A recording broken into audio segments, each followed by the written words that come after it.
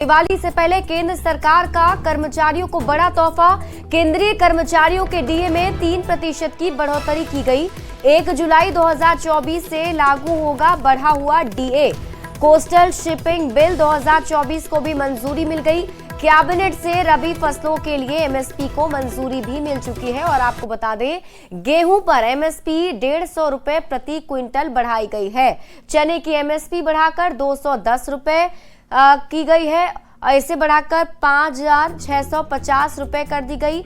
मसूर की एमएसपी पहले 6,425 रुपए प्रति क्विंटल थी, इसमें 275 रुपए का इजाफा कर दिया गया है। यानी कि अब मसूर की नई एमएसपी होगी 6,700 रुपए प्रति क्विंटल। सरसों तिलहन की पुरानी एमएसपी 5,650 रुपए थी, सरकार ने इसमें 300 रुपए का इजाफा किया है और अब सरसों की नई एमएसपी हो गई है 5,950 रुपए प्रति क्विंटल। वहीं कुसुम की एमएसपी में 140 रुपए की बढ़ोतरी की गई है और अब कुसुम की नई एमएसपी 5,940 रुपए होगी। हमारे केंद्र सरकार के जितने भी एम्प्लॉइज हैं उन सबको बधाई। आज कैबिनेट ने डीए और पेंशनर्स के लिए डीएनएस रिलीफ इसको 3% बढ़ाया है और total 9,448 crore annually 9,448 crore annually हमारे सेंट्रल गवर्नमेंट के एम्प्लॉइज के पे चेक में ऐड होगा। बहुत बधाई सबको। बढ़ते आगे और खबर आपको कटिहार से बताएं, जहां बरारी में सीएम नीतीश कुमार ने एक बार फिर से कहा कि वे गलती से 2 बार इधर उधर चले गए थे, अब कभी गलती नहीं होगी। उन्होंने आगे कहा कि उनके एजेंडा में सिर्फ और सिर्फ विकास है।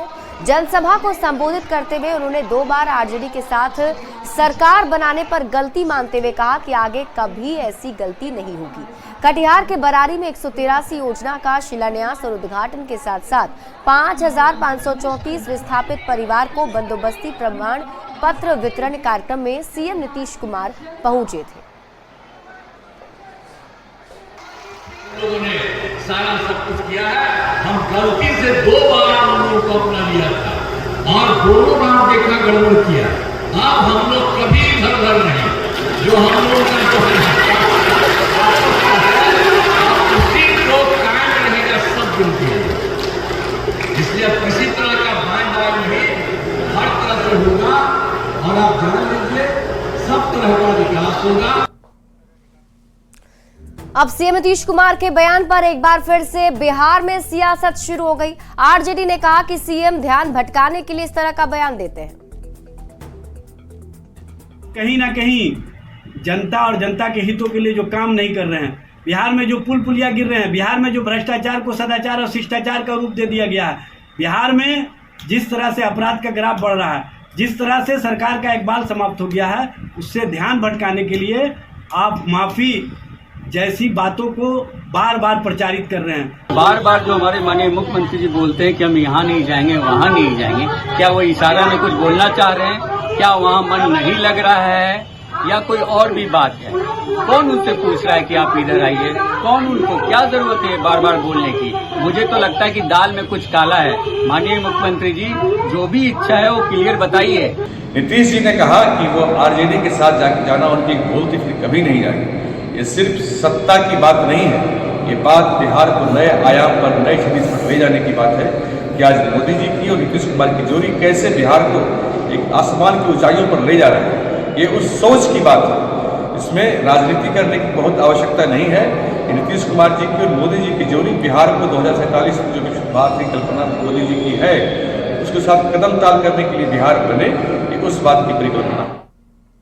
और देखिए, बिहार में 4 सीट पर हो रहे उपचुनाव में जन सुराज पार्टी ने भी अपने उम्मीदवार उतार दिए हैं। जन सुराज की ओर से तरारी से एसके सिंह को उम्मीदवार बनाया गया है। एसके सिंह सेना के रिटायर्ड अधिकारी हैं और लेफ्टिनेंट जनरल के रूप में अपना सेवा दे चुके हैं। इस मौके पर जन सुराज के संयोजक प्रशांत किशोर ने कहा कि 23 नवंबर को पता चल जाएगा कि किसका जादू चला और किसका जादू नहीं चला। उन्होंने उपचुनाव को त्रिकोणीय की जगह एक कोणीय होने का ही दावा किया। जी, आज आपने एक जो उम्मीदवार उतारा है वो एक नए तरह का प्रयोग बिहार की सियासत में देखने को मिला, कैसे देखते हैं? नया प्रयोग नहीं है, पूरा जनसुराज ही नया प्रयोग है और बिहार को सुधारने के लिए नया तो कुछ करना ही पड़ेगा। पिछले 30-35 साल से जो हो रहा है उससे तो बिहार सुधरा नहीं। तो जब तक बिहार के काबिल लोग, बिहार के सही लोग, बिहार के मिट्टी के लाल जो इस धरती के लिए कुछ करना चाहते हैं वो साथ आकर प्रयास नहीं करेंगे तब तक तो सुधार होगा। बिहार में आपकी लड़ाई किससे होगी? बिल्कुल बिहार के गरीबी से लड़ाई है, बिहार के पलायन से लड़ाई है, बिहार के शिक्षा से लड़ाई है और उसको सुधारे बगैर हम लोग रुकेंगे नहीं। तो ये माना जा रहा है सर कि त्रिकोणीय मुकाबला हो गया है बिहार में? नहीं, एक कोणीय मुकाबला है, जनसुराज जीत कर आएगा। और सर आने वाले समय में 3 उम्मीदवार कब तक दे रहे हैं? बिल्कुल 2-4 दिन में दे देंगे। अभी नॉमिनेशन 18 से उससे पहले दे दिए। कुछ ऐसा ही उम्मीदवार देंगे कि कुछ सारे उम्मीदवार आप देखेंगे वो अपने आप में बहुत परखे हुए उम्मीदवार होंगे, जनता के द्वारा चुने गए उम्मीदवार होंगे, बेहतर उम्मीदवार होंगे, समाज के लिए जीने मरने वाले लोग होंगे। प्रोफाइल तो स्वाभाविक है कि हर उम्मीदवार का एक प्रोफाइल तो होगा नहीं, लेकिन जो भी होगा वो सही होगा, वो जनता के द्वारा चुना होगा और दूसरे किसी भी दल के उम्मीदवार से अलग एक होगा। आखिरी सवाल है सर, ये चुनाव परिणाम कितना बिहार के 2025 के विधानसभा चुनाव को तय कर देगा? ये तो आप लोगों को ज्यादा समझ है। 4 विधानसभा में उपचुनाव हो रहे हैं और ये 4 यहाँ के अपने आप को धुरंधर कहे जाने वाले नेताओं के क्षेत्र में चुनाव, उनके गढ़ में घुसकर लड़ने की बात है। तो परिणाम कितना प्रभावित करेगा 2025 के? बिल्कुल, अब तो उसकी जब परिणाम आने दीजिए उसकी चर्चा होगी। अगर परिणाम जो भी परिणाम आएगा उसका असर तो पड़ेगा ही भाई। तो ये थे हमारे साथ प्रशांत किशोर, कैमरामैन अमित के साथ आनंद मित्रा, न्यूज 18 नेटवर्क, पटना। तो उपचुनाव में जनसुराज की ओर से उम्मीदवार उतारने के प्रशांत किशोर के फैसले से बिहार की सियासत गर्माती हुई दिख रही है। माना जा रहा है कि पीके की पार्टी के उम्मीदवारों ने उपचुनाव को अब त्रिकोणीय बना दिया है। पीके की पार्टी को लेकर सियासी बयानबाजी भी अब तेज हो गई है। एनडीए और महागठबंधन के नेताओं ने जनसुराज पार्टी पर निशाना भी साधा और ये दावा किया कि मुकाबला एनडीए बना महागठबंधन ही होगा।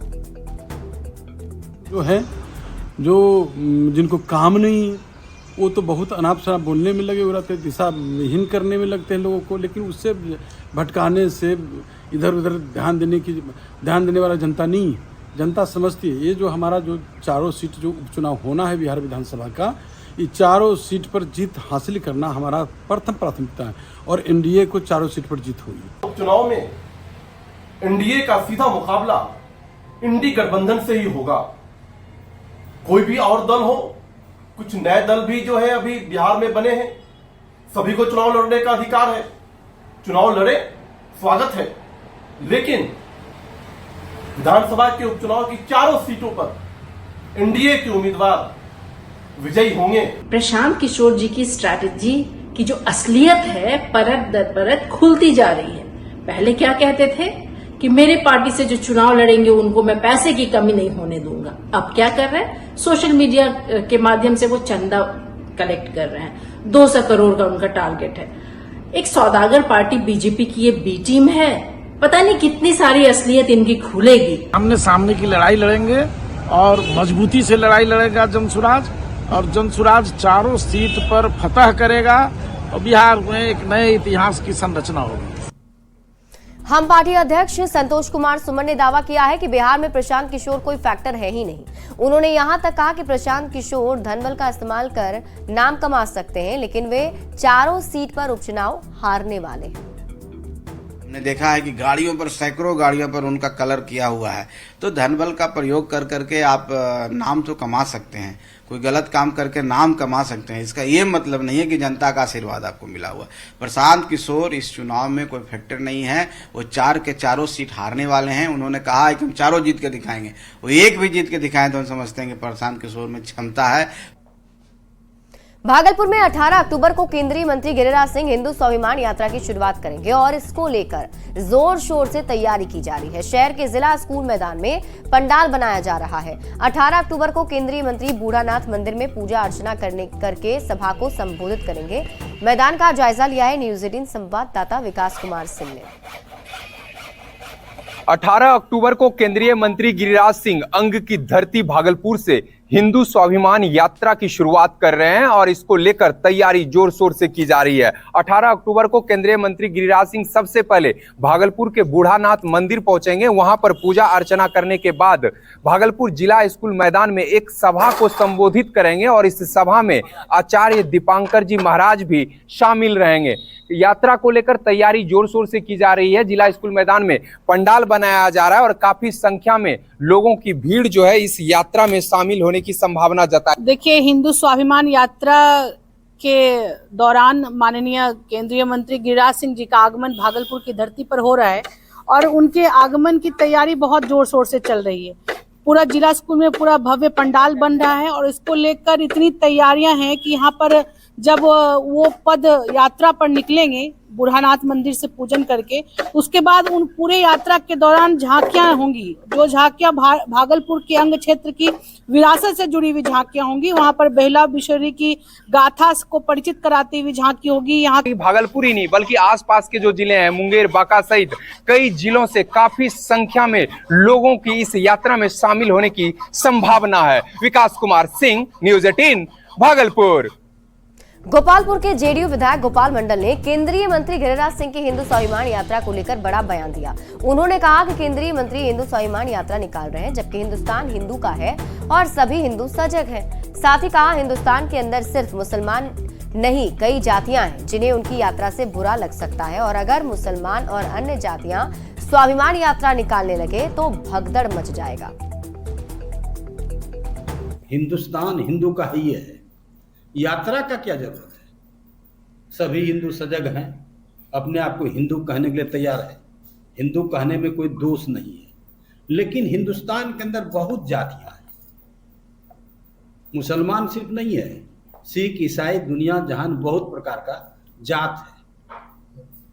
उस जाति को बुरा लगेगा। हर कोई ये स्वाभिमान यात्रा, कोई मुसलमान यात्रा निकाल दे, भगदड़। बीजेपी के राष्ट्रीय प्रवक्ता शाहनवाज हुसैन ने बिहार विधानसभा उपचुनाव को लेकर बड़ा बयान दिया है। उन्होंने कहा, हम लोग मजबूती से लड़ेंगे और बिहार के 4 सीट पर होने वाले चुनाव में जीत भी हासिल करेंगे। साथ ही महाराष्ट्र और झारखंड में भी चुनाव जीतने का दावा किया। घोषणा हुई है, साथ में उपचुनाव की भी घोषणा हुई है। बिहार में भी 4 सीट की घोषणा हुई है। हम लोग इसमें पूरी ताकत से लड़ेंगे। महाराष्ट्र भी जीतेंगे, झारखंड भी जीतेंगे और बिहार की भी चारों सीट एनडीए जीतेगा, इसमें कोई शक नहीं। बिहार में आज से खनन प्रक्रिया की शुरुआत हुई और इसे लेकर डिप्टी सीएम और खनन मंत्री विजय कुमार सिन्हा ने दावा किया कि अवैध खनन और भ्रष्टाचार करने वालों पर अंकुश लगेगा। विजय सिन्हा ने कहा कि खनन से जुड़े ट्रक मालिकों को राहत दी गई है और इंस्पेक्टर राज को खत्म किया गया है, लेकिन अवैध खनन करने वाले बचेंगे नहीं और बिहार में अवैध कारोबार का खुला बाजार अब नहीं रहेगा।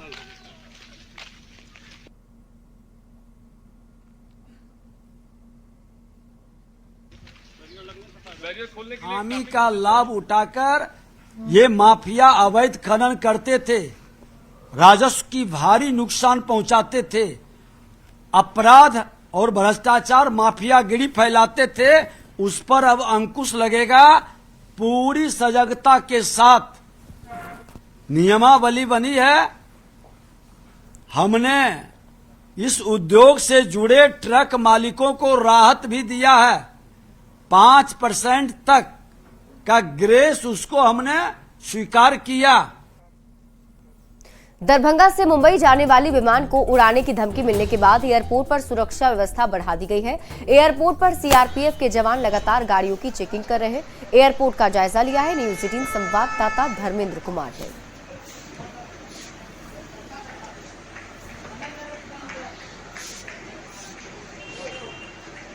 विमानों को उड़ाने की धमकी और कई विमानों को उड़ाने की धमकी सोशल मीडिया से देने के बाद पटना एयरपोर्ट की जो स्थिति है वो काफ़ी चाक चौबंद व्यवस्था यहाँ सुरक्षा की रखी गई है। जो जवान हैं वो और मुस्तैद कर दिया गया है। जो जवान हैं वो लगातार डॉग स्क्वाड की टीम के साथ जांच कर रहे हैं। यात्रियों के सामान के जांच के साथ साथ जो गाड़ियाँ यहाँ आ रही हैं, जो एयरपोर्ट से जाने वाले यात्री हैं, उनके गाड़ियों की भी जाँच की जा रही है। तो ये कहा जा सकता है कि पटना एयरपोर्ट पर चाक चौबंद व्यवस्था को, जो सुरक्षा व्यवस्था है उसे बड़ी ही मजबूत रखा गया है। हालांकि जिस तरह से धमकी दी गई थी दरभंगा एयरपोर्ट और दरभंगा से मुंबई जाने वाले विमान या और कई विमानों को उड़ाने की धमकी मिली थी सोशल मीडिया के माध्यम से। उसके बाद पटना एयरपोर्ट की स्थिति है कि पटना एयरपोर्ट पर जो CISF की टीम है वो लगातार मुस्तैद है और जो जांच की व्यवस्था है, आप देख सकते हैं कि डॉग स्क्वाड की टीम के साथ जांच की जा रही है। तमाम जो गाड़ियां हैं, गाड़ियों को भी जांच की जा रही है। तो कहीं ना कहीं सुरक्षा व्यवस्था को पूरी तरह से चाक चौबंद रखा गया। देख सकते हैं जो गाड़ियां आ रही हैं उस गाड़ियों को भी डॉग स्क्वाड के माध्यम से जांच किया जा रहा है। तो कहीं ना कहीं सुरक्षा व्यवस्था को पूरी तरह से मुस्तैद रखने की कोशिश की जा रही है। पटना एयरपोर्ट पर CISF की सुरक्षा व्यवस्था रहती है और सुरक्षा व्यवस्था को लेकर लगातार पटना एयरपोर्ट पर CISF के द्वारा ये व्यवस्था रखी जाती है और आज भी जो डॉग स्क्वाड की टीम है वो लगातार इसमें लगी हुई है कि सुरक्षा व्यवस्था में किसी तरह की कमी नहीं हो और जो अगर इस तरह की कोई धमकी मिले तो उससे निपटने के लिए पटना एयरपोर्ट पर CISF की टीम पूरी तरह से तैयार है। न्यूज़ 18 के लिए पटना से धर्मेंद्र कुमार।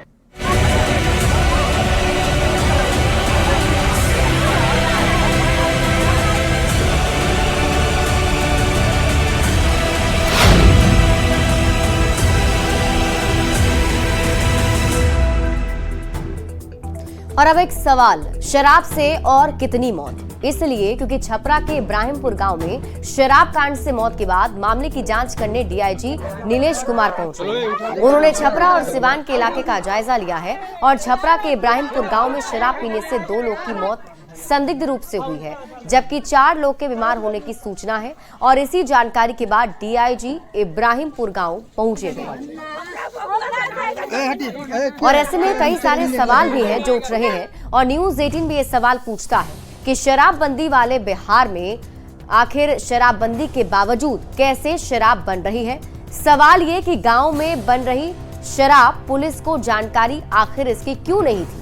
सवाल तो ये भी कि चौकीदार ने पुलिस को जानकारी आखिर क्यों नहीं दी, क्योंकि चौकीदारों के जिम्मे ही ये चीज है कि वो अगर कहीं देखते हैं संदिग्ध गतिविधि तो इसकी जानकारी थाने को देते हैं। शराब तस्करों के साथ चौकीदार की मिलीभगत तो नहीं, बड़ा सवाल ये भी है। और शराब माफिया का खात्मा क्यों नहीं हो रहा है, ये भी सवाल है। और सवाल ये कि शराब माफिया के लिए क्या पुलिस जिम्मेदार है?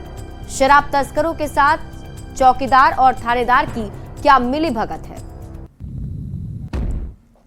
देखिए, छपरा और सिवान में जहरीली शराब से मौत मामले में कांग्रेस के विधायक अजीत शर्मा ने सरकार पर हमला बोला है और उन्होंने पूछा कि शराबबंदी लागू होने के बाद भी लगातार शराब से कैसे मौत हो रही है। उन्होंने मुआवजा देने की जगह अधिकारियों को वेतन काटकर मुआवजा देने की सलाह दी है।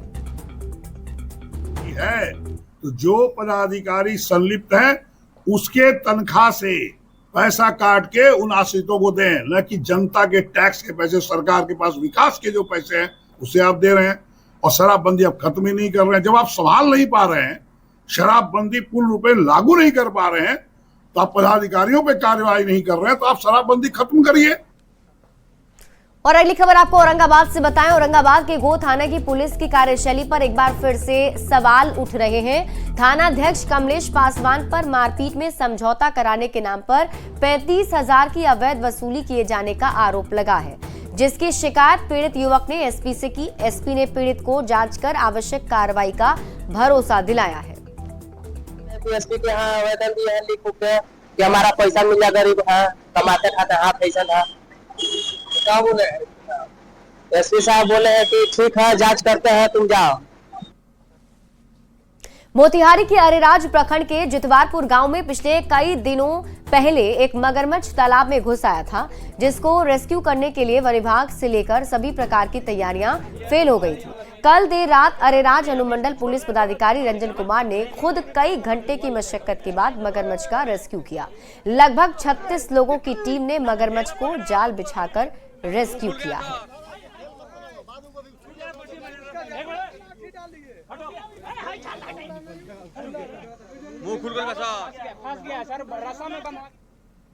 और फिलहाल इस बुलेटिन में अभी के लिए बस इतना ही। आप देखते रहिए न्यूज़ 18 बिहार झारखंड।